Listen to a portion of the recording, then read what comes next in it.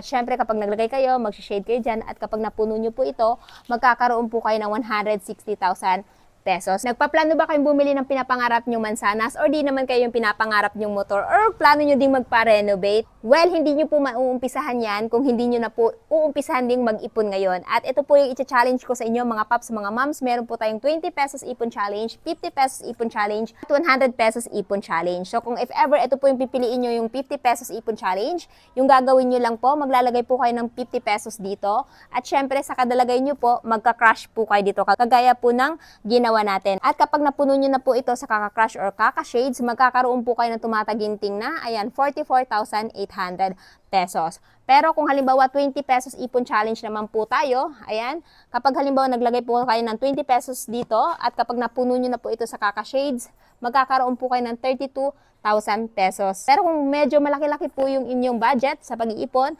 meron din po tayong tinatawag na 100 pesos ipon challenge. At kapag halimbawa naglagay po kayo ng 100 pesos dito, at syempre kapag naglagay kayo, mag-shade kayo dyan, at kapag napuno nyo po ito, magkakaroon po kayo ng 160,000 pesos. Pero depende na lang po sa inyo yan mga mima ko, mga paps, kasi aside sa 20, 50, 100, meron din pong available na 500 at 1,000 pesos ipon challenge. Kaya naman kung ako sa inyo, kung gusto nyo po yung pinapangarap nyong mansanas or pinapangarap nyong motor or gusto nyo magpa-renovate, travel, umpisahan nyo na pong mag-ipon ngayon.